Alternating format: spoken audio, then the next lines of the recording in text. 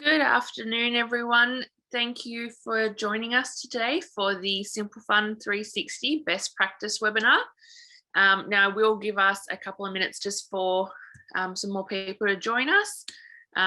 Bear with me, but we'll get started shortly.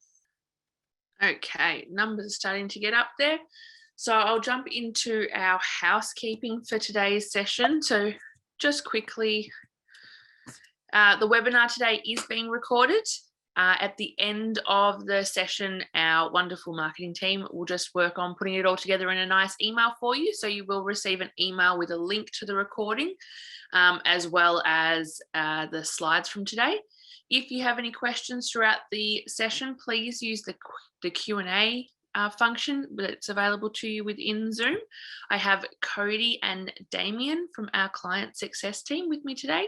So thank you guys for answering all the questions that come through. Now, this session today is our last best practice session that will be run for the year.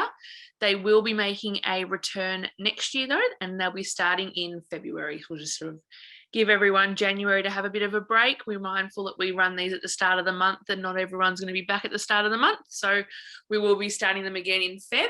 So keep an eye out for any further sessions that are coming up. Okay, just as an introduction to myself, if you haven't yet been to a webinar that I've run, my name's Alyssa. I joined BGL in September last year. I actually joined BGL from practice where I specialised in SMSFs. I was also heavily involved in our firm's migration from Simple Fund Desktop across to Simple Fund 360, as well as completing my CA. So I basically got to the end of my CA and decided that accounting wasn't for me. And I moved out and onto BGL. So I do have some experience with, I suppose, the migration side of things and obviously using the software. So we're just going to go through some best practice tips and tricks for using the software today.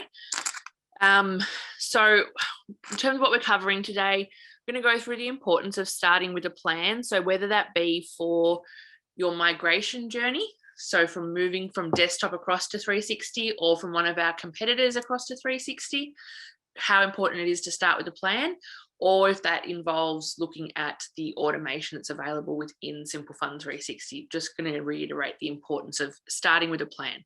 So from a migration perspective, I can't emphasize enough the importance of, I suppose, identifying funds that are suitable to move across. That will give you an opportunity to explore and see how things are done differently in Simple Fund 360 if you were using desktop or if you were using a competitor's product, just to see how things are done differently. It really gives you an understanding of, I suppose, how the software works, how you want things to be set up before moving everything across all at once, and then having, I suppose, one platform that you're not necessarily comfortable with how to use yet. Cannot recommend enough, particularly with Simple Fund desktop migrations. You are able to manage the pace at which you move those across. So I really recommend having that plan in place. When it comes to the automation, the firm I worked at, we looked at, I suppose, the three different levels of automation. So the bank feeds being one of them, the share data packs being the second one, and the wrap feeds being the final stage to our automation project. Now, from experience with something like the bank feeds, the clients were a lot more receptive and willing to sign documents and forms when they were already had forms in front of them. So when they were given their financials as an example to sign, and we had given them also the bank feed and explained to them what this process meant and how it was going to look and what it meant for the processing of their fund, they were a lot more inclined and willing to sign those documents and forms. But again, definitely stepping them out into stages, it gave us the opportunity to really see what was happening within the software, see how it was working, and see the impacts that it was making into our processing and how, I suppose, it changed our processes that we had for processing. I will jump into the software. Just going to stop sharing this screen for a sec. I will turn my video off while I'm sharing my screen. I tend to get very close to my screen and no one wants to see my face that close up.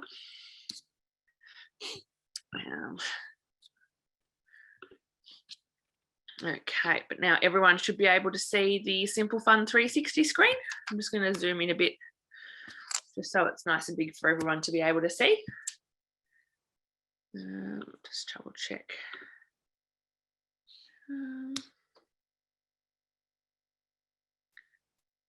Okay, now hopefully everyone is okay with and can see the screen clearly.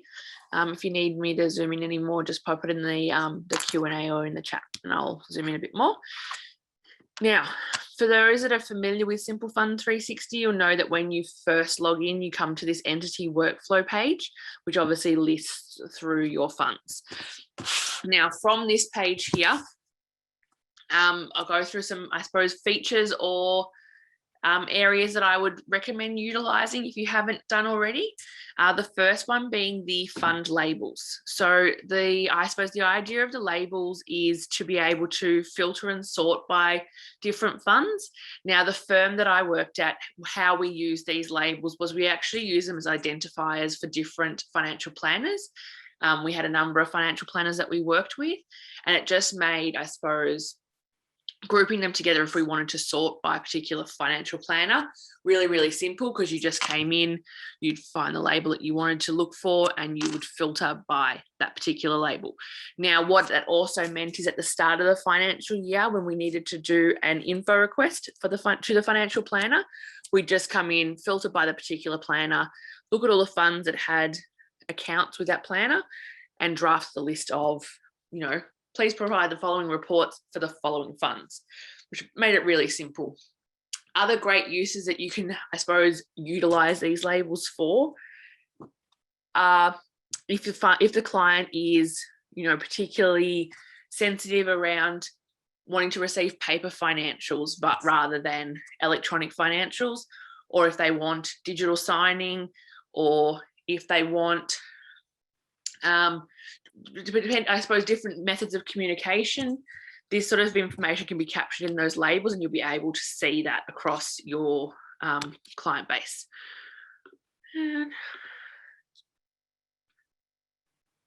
Okay. Now, the other thing that's great on this entity workflow screen, and in particular, I can't emphasize enough how beneficial and helpful this particular feature was during tax planning time. So that's thinking sort of, I suppose, next year, looking a little bit in advance, but thinking, April, May, June, is these, I suppose, filters that you have down the left-hand side. Now, if I come down here, I can look at funds and I can check to see not only their lodgement status, but contribution caps. So concessional contribution cap, letting me know that I've got 70 entities that are currently below the concessional contribution cap. Non-concessional cap, if I come over here, I can see that I've got 46 entities that are below the non-concessional cap. I've got 37 entities that are at the limit. I've got 29 entities that are over the total super balance is over the transfer balance cap amount. 10 entities that have members over the age of 75. And one that's currently in a bring forward, have triggered their bring forward rule. So I suppose as a high level snapshot, like again, if you click on these, it will filter and bring up the details for that particular fund. So it's going to just show you the funds that fall into those categories and give you a bit more additional information. Same thing across further down with pension funds. So I can see here I've got 40 entities that are currently in pension. 55 accumulation only, and then I can split down further into what pension account type we've got, whether they're an account-based pension or a trust pension. Also the pension status, so whether the minimum pension's been met or it's not yet met. Again, if I was to click on this button, it's going to bring up the amounts and the required amounts to reach their minimum. So if you're wanting to get a sort of, I suppose, an overview of your fund statuses and how they're all sitting, particularly at that time of year, it's a really, really great way to use these filters. Other things that I suppose you can use them for that can also be handy is obviously life insurance, deed type. So if you've got trustee or individual deeds, corporate trustees, or individual trustees, and also the deed modification date. So I know that some firms have an emphasis on focusing on making sure the deeds are updated frequently. So again, you can put that information in Simple Fund 360 and capture that information and be able to track it in Simple Fund 360. Okay. Next thing I will go across to is the fund dashboard. Now this screen has recently been updated. I'll just go through, I suppose, a brief overview of what you can expect to see on this screen. Now, when you are on the fund dashboard, obviously it's in a selected fund. So it's going to give you the financial, the year that you're currently sitting in for that particular fund. Obviously, if you've got addresses, ABNs, TFNs, it's going to provide all those. The code for the fund, the super stream status, which is pretty important at the moment with all the changes that have been made. You're also able to upload your trustee into the software. Now, with the transactions, it will come through if you have bank feeds in place, whether you've got any unmatched transactions. Alternatively, if you don't have bank feeds in place, however, you've imported or entered in bank statements and you've got unmatched transactions, it will still sit here and say that you've got unmatched transactions. Overview of the work papers and the status of where your work papers currently are, the data feeds and how they're currently running, client queries. If you're using that function within Simple Fund 360, it will give you an overview of that. The investment dashboard. Now, just one thing I would make sure that you're mindful of here is it's going to give you the total closing value as at the previous business day's date. Now, keep in mind, if you don't have bank feeds in place, which in this particular case, this bank account is a manual data entry, so I don't have a feed in place, that is going to show the balance as of the last time you entered data. So in this example, the balance could be 30 June 2020. However, the shares are going to give you the value as of this date over here. So just something to be mindful of, particularly if you're giving access to clients. If you don't have bank feeds in place, this is going to be a static balance based on the last time you've input information. It's going to give you a bit of an overview of the performance for the investments in the last 30 days.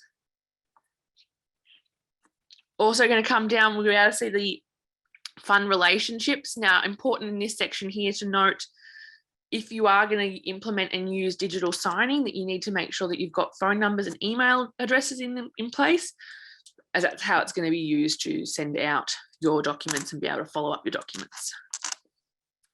Again, down the bottom, the data feed section, just going to show you whether you have any providers or the status is set up in terms of having bank feeds enabled. Coming over to this bottom right, the connection section. So if you have an auditor that's being connected into your software, that will show here.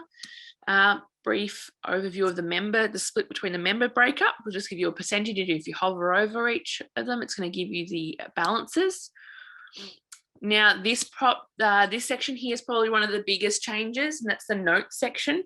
Now, with this notes section, multiple ways of, I suppose, inputting the notes, so they can be input from this fund dashboard page. So as an example, if you're looking for a way to, you have multiple people working on funds and you want to be able to capture information for your firm across the multiple different funds, you can come in here, add the notes. So as an example, the info request was sent on the 14th of July, waiting on the client. So that if you have someone that's going to jump in and say, where's this fund at?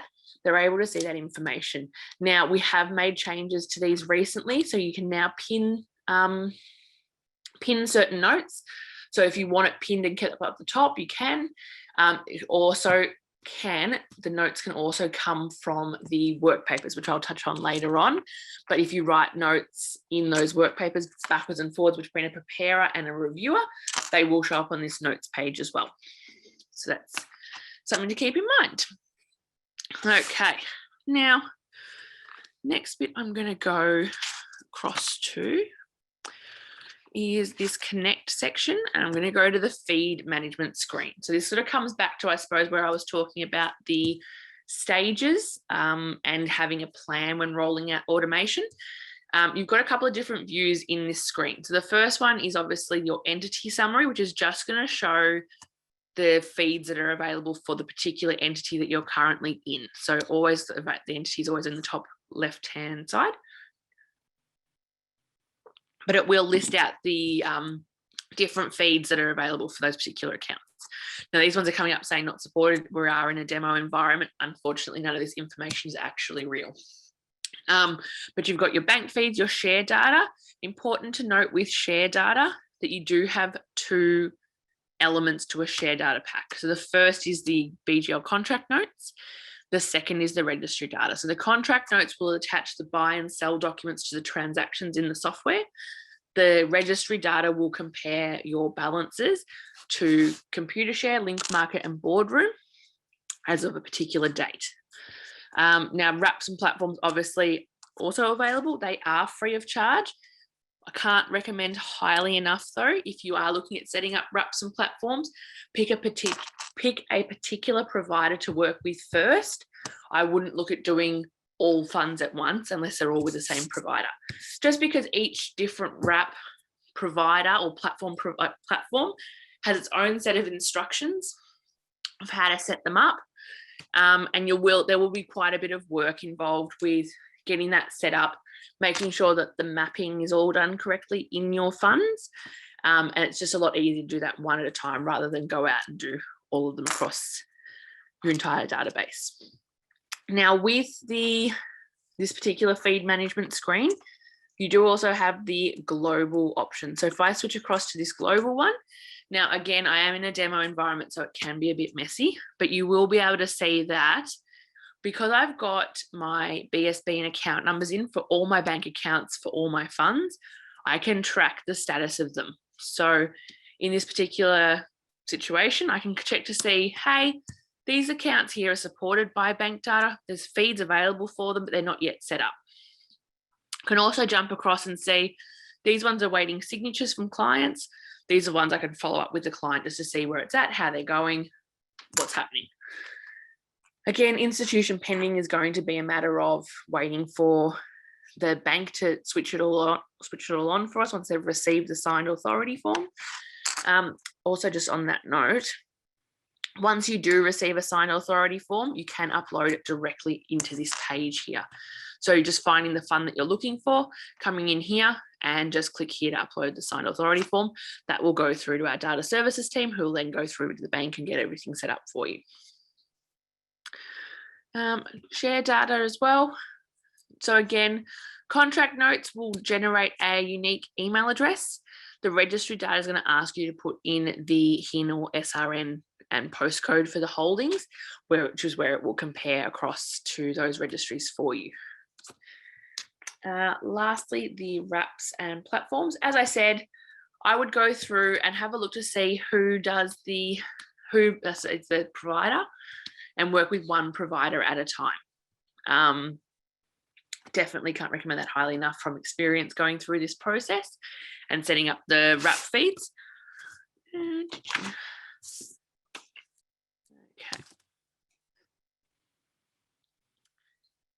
If I come back to the bank data, and I just touch back on when I speak about, I suppose, having a plan in place for your automation. So a great time to look at doing something like this is during a quieter period. So quite often accounting firms will come back to work earlier than their clients in January. So if you have time during that January period, it would be a great project to go through and double check and make sure you've got all your BSB and account numbers in the software so that you can be checking to see the statuses.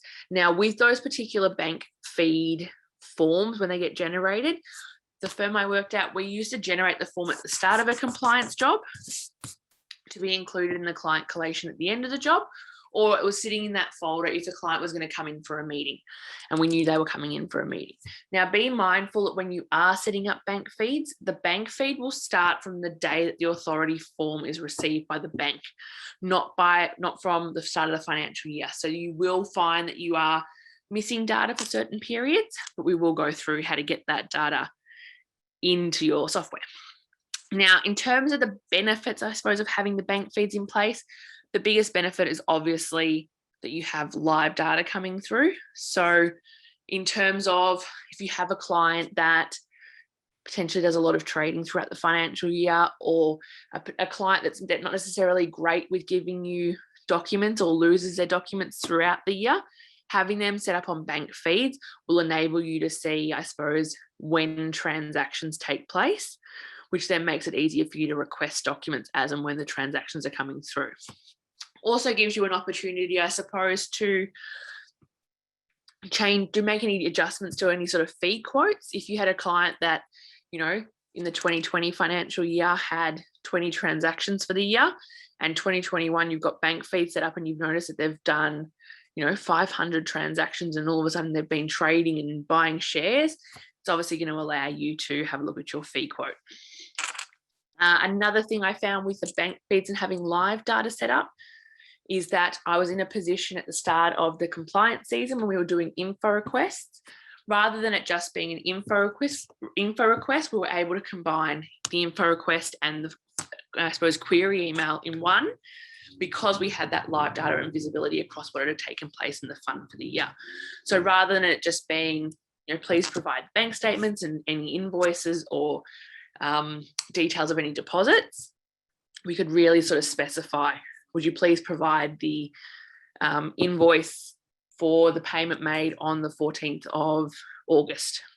Because we knew we could see that amount that was for X number of dollars. You already had visibility over that amount. So it really sort of combined, I suppose, the process for us. We were also finding that we were able to sort of have a compliance job sort of 90%, 95% done by the time we were sending out that info request email, because we were able to obviously go through, you know, your clients, you know, the sort of transactions that they do. You were able to allocate a lot of it before you'd even sent out that info request.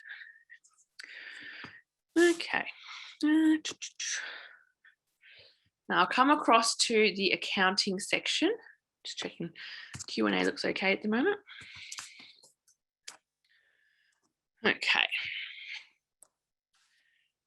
Now, as I mentioned before, in terms of getting the data in, if you are looking at setting up bank feeds, you will have a period of data or a period missing where you are missing the data. You've got multiple options of getting it in. Alternatively, if you don't want to have bank feeds set up, it's not for you, your clients have pretty straightforward accounts, by all means, you can go through the process and do manual data entry. So you've got a couple of different options in Simple Fund 360. The first is obviously from the transaction list. So if we come into this transaction list, we're going to look at this new transaction section. And if we select the drop down, now I'll go through I suppose the two main differences between bank statement and journal. So if you select bank statement and you're wanting to go through and enter in your bank transactions for the year, what's going to happen is this particular drop down, the first one, is only going to allow you to select the bank accounts. So got your options between your two bank accounts. If you have one bank account and you've set it as default in the chart of accounts, it will automatically pick that bank account every time. Now, the other side obviously is a free area where you can select any account that you want to select. If you have repetitive transactions for the year, so as an example, if you are just manually entering in a bank account that has 12 interest payments for the financial year, the best thing I can recommend is to come in when you do that particular transaction. I'm going to go over here. And if you just hit post and copy, what post and copy does is it's going to keep everything that you've typed and entered. So if I had typed in the narration, all my details are here and I hit post and copy, it's going to post a transaction and keep this same screen. That way then the only change that I need to come in and make is the date. The reference number automatically jumps to the next reference number, but the bank account stays selected, the interest account stays selected, and I just need to put in the new amount. So it is a faster way if you have repetitive transactions. Now, the other option you have from this transaction list screen is the journal. So as an example, if you were doing a movement journal at the end of the financial year, rather than doing line by line bank statement entry, you can do it from this screen here. Simply a matter of coming in, selecting your bank account first, and then whatever other accounts that you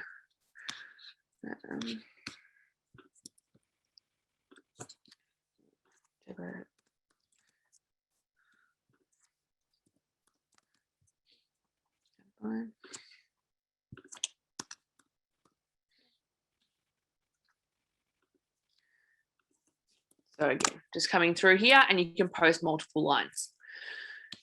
So that's the difference between the two. The other option you have got is using the Smart Entry tab over here. So if I jump into the Smart Matching tab, what it will do is it's going to bring up your two bank accounts. So the selected bank account is going to be the one that's highlighted in blue. Now you have multiple options for data entry within this section here. So the first and most familiar from desktop perspective will probably be the import CSV option. So that's still available in Simple Fund 360. So this is where you can import your CSVs from. Alternatively, if you don't have a CSV, the data entry spreadsheet you can use instead. Now, if you wanted to enter in a bank statement, again, if you have a client that has 12 interest payments for the year, it's really, really simple, just a matter of coming in and putting in the amounts. Now, this is going to be entered in the same way that you would see a bank statement. So obviously only one side of the transaction. When you do post this though, it will create the other side that needs to be allocated to the interest account. Now, something to note in Simple Fund 360, and it is a time saver when you're using 360, but when you go to use another software, it can be quite confusing, as you don't need to worry about doing any of the forward slashes when you're doing the dates. You can just type the date without those forward slashes and it will automatically put them in for you. So if I was going to go in here and do 01/09/2019 and I'm doing tab across, you can see that it's pre-filling it for me. Okay. So you can go through, manually enter it. If you get to the end and you look at your bank balance and you go, oh no, I've done all of the debits and credits the wrong way, you can swap them over. This particular spreadsheet, you can also copy and paste. So if you have an actual Excel spreadsheet that you wanted to copy and paste the data into or from into here, you can do that as well. The other option that you do have from this particular screen is if you are given PDFs of the bank statements. Now, when I say PDFs, that can either be the client has gone into their online banking and downloaded PDF bank statements for you and sent them through. The client has scanned paper copies of bank statements and sent them through, or they have provided the firm with paper copies of bank statements and then you then scan them in. You can come in here. I'm just going to go.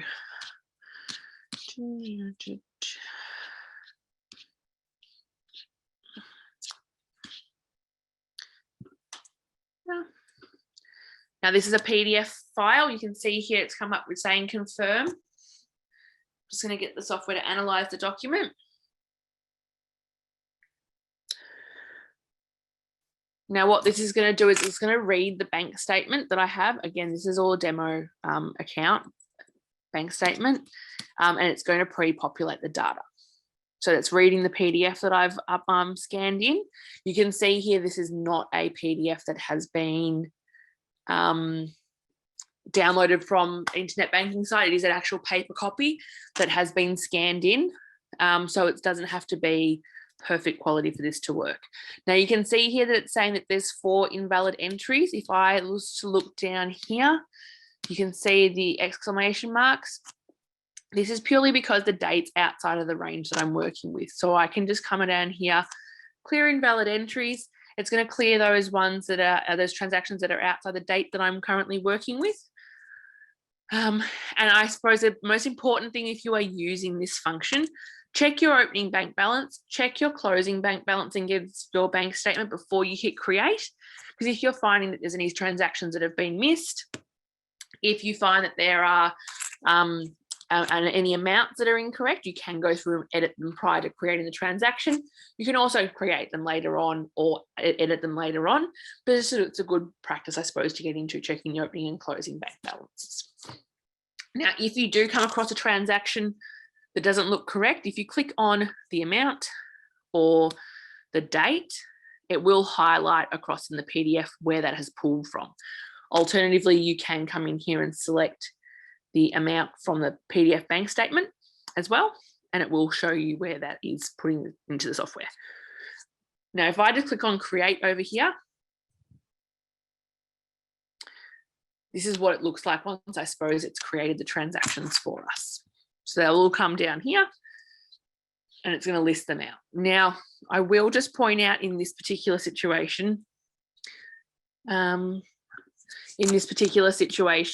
the bank statement is not going to match as well as it normally would, because I've actually just imported the same bank statement for the second time.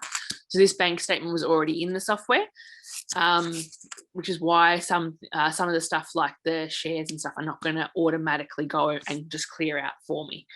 But what happens is, if you are thinking of how the software generates the transactions, you have obviously a debit and a credit side. Debit side's hitting the bank, credit side is currently sitting in suspense, but our smart matching is predicting, because it's got the narration interest paid, the guess is that it's interest. Now, with the smart matching screen, when you have multiple transactions like this, again, just search for part of the narration and you'll find, okay, so I've got my transactions here. If I select all of them, so I've got 12 interest transactions, and I'm just going to come in here and go multiple match. That's cleared all 12 transactions for me now in a couple of clicks. So it definitely becomes a lot faster. Now, with the dividends, if I was to come into the amount, if it's not picking up the correct amount, so clicking on the account, I can clear the account if it's not correct. It also is going to look at the unfranked, franked and franking credits for dividend payments when they are obviously in the software. So the smart matching, definitely a much faster way of getting your data in and also matching it. Again, ordinarily in this situation, when you have dividends coming in, the software is smart enough to know that you have a holding of, say, for example, BHP dividends. It knows that BHP declared a dividend in September. When the amount hits the bank account, it also knows that that's where it's going to allocate it. In this situation, the software is quite confused because this is the second time I've brought in the same bank statement. So the first one's automatically cleared. I didn't even have to do any clicking. This time they're all going to sit here though, purely because I've already got these transactions in the software, and it's confused as to why everything's happening twice. But ordinarily they would go through and match on their own.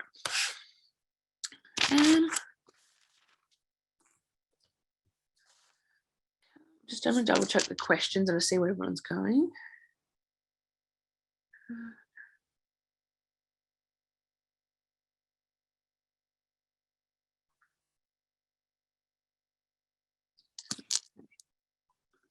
Questions seem like the guys are looking after those questions. I will come through. So one of the questions I just saw then was how to avoid the dividend transactions being auto-coded to 238 accounts instead of a 239 account. So I will show you. So in the particular chart of accounts, and I think BHP is probably a good example of the way that the BHP shares have been set up in this particular fund. Now you can do this on a global level or on a fund by fund level. So this particular view I'm currently looking at is the entity view. But if I come into BHP as an example, now what I want to find is the asset account. So the asset account or the investment account is identified by over here. It's also the 77600 account. Now, if I come into here, it's going to allow me to edit the details. And I can see over here that the income, it's been listed. I've got a distribution account. I've also got 2 dividend accounts. Now, if I want to delete it, I've now deleted the 238 account. So that no longer is going to appear as an available option for the income to be classified to. I've gotten rid of it. Now, again, if I wanted to do that on a global level, I just changed this view to global, research by BHP, and you're going to see here all the different accounts. Then this one here is obviously it's attached to all the entities, so it's going to be a different kettle of fish to change all the codes. But you can edit where the codes are being set and what has been set up as the income codes. Again, if you want to add additional codes, particularly handy for properties. If you want to add any additional codes, that can all be done through that chart of accounts screen. Okay, now still on distributions, but I suppose on actually, if you want the distributions to be treated as distributions, when you have distributions that are coming through the fund, and I'm just going to switch across the funds for the purpose of this.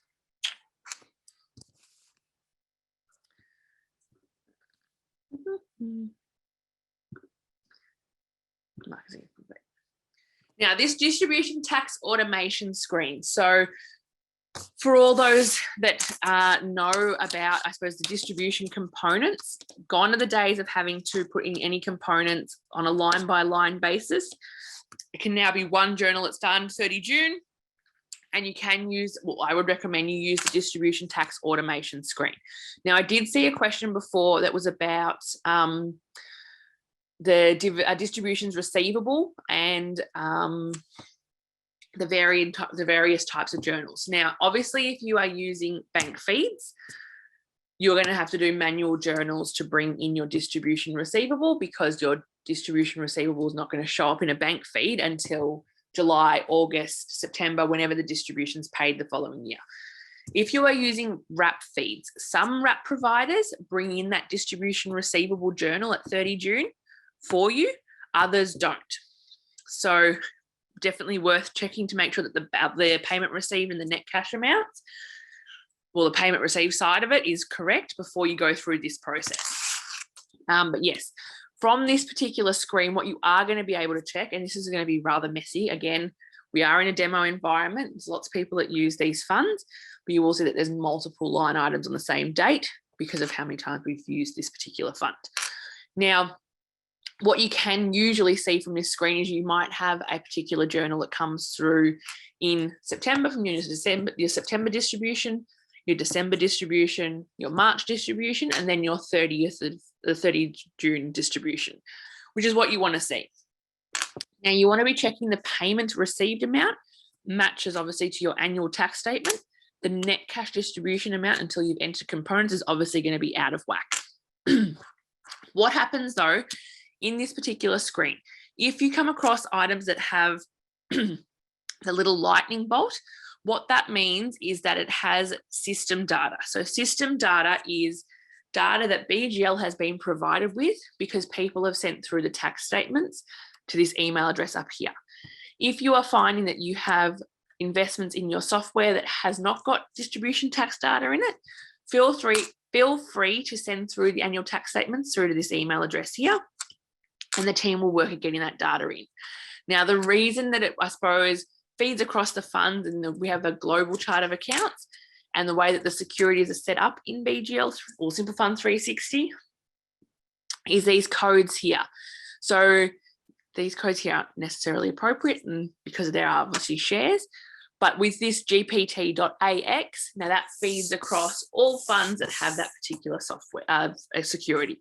So if I click here where I have the lightning bolt and I click on generate tax data, what it's going to do is it's going to pre-populate the information. Now, in this particular example, the units are out of whack because it's a demo environment and it's not actually a real fund. However, you can see the net cash distribution amount. It's now got a variance. So what I'm going to do is I'm going to come down here, and in other income, I'm just going to put 3439.70, and you can see that variance amount has now disappeared. Now, what happens in this particular screen as well, when you do generate the tax data, if you're looking at your annual tax statement and you notice that there's variances of a couple of cents, by all means override and change them while you're in this screen. So you've obviously got your income section, your capital gains section. Worth pointing out on this screen here, Simple Fund 360 is obviously designed to deal with super funds. The software knows that super funds get the 1/3 discount. This particular toggle here for 50% or 1/3 is purely there to help users when they are putting in the information. So generally, even though that the annual tax statement is issued in the name of a super fund, it's still issued at 50% as though the holding was held by an individual. This is what this toggle's for, just so you can enter in the annual tax statement as you see it and as you are looking at it, rather than having to gross everything up, divide it by thirds to get it into the software. So that's all that there is for. If you toggle it on to 50%, if you toggle it on to 1/3, it's still going to calculate at 1/3. The software knows it's a super fund. So just be mindful of that. We've also got obviously your foreign income section, AMIT adjustments, and other non-assessable amounts. You can also attach documents into here. Now, once it's all gone through, your variance is 0. If you go generate and mark as reviewed, that will clear that out from the incomplete side and put it across here at the reviewed side. Now, alternatively, if you are finding that you've got a, I'll do this one because this one I don't think has the,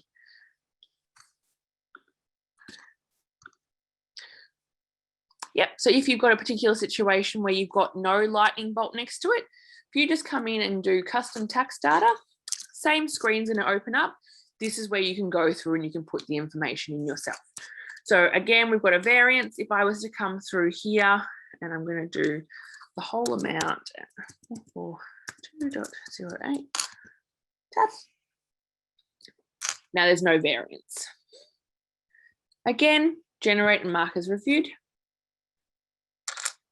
That's all clear now for me. And you can see here that these two columns match with what we want to see. When there is a variance, it will show up in red. How are we going? Questions seem to be okay for that. Obviously, it's a lot faster, much faster way to be doing your distribution components though. And yeah, as I mentioned, if the data is not in there, feel free to email it through just to get, so the guys have, obviously the more data we have, the more data we can put into the software, the more useful it is for you guys. Also, just make sure that you've got the code set up correctly according to what the annual tax statement code is too. Now the next section I'm going to come down to and I'll touch on quickly is the new report screen. So I'm not sure if everyone's sort of familiar and if I'm sure everyone's familiar with the old report screen if you've been using Simple Fund 360 for a while, but the new report screen that's been recently released still has the same functionality of the old screen. It's just a lot easier, I suppose, to adjust and change your report packs. Now, the other thing that has come out with the new report screen is one of the new features. I know it was a wish list item for quite some time, is these quick access reports. Now, in case you're wondering what I'm talking about, when you hover over reports and the reports come down on this side, we've now got the ability to customize those. So in terms of customizing them, you'll see the list here allows you to have 12 reports on it.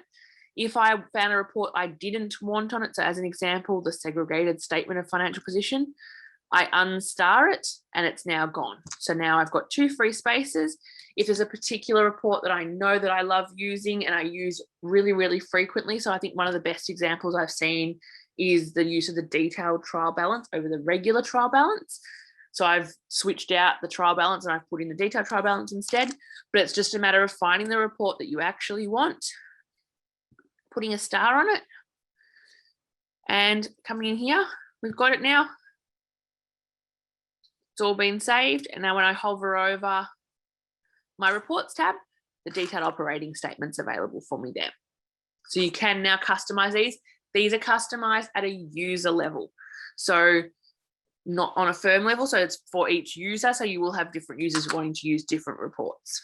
Thank you everyone for attending today. As I mentioned at the start, this is the last one of these for the year, but they will be back at the start of next year, so back in Feb, and we'll continue on with the best practice things. Hope everyone has a great Christmas break, and we look forward to seeing you all next year. Thanks, guys.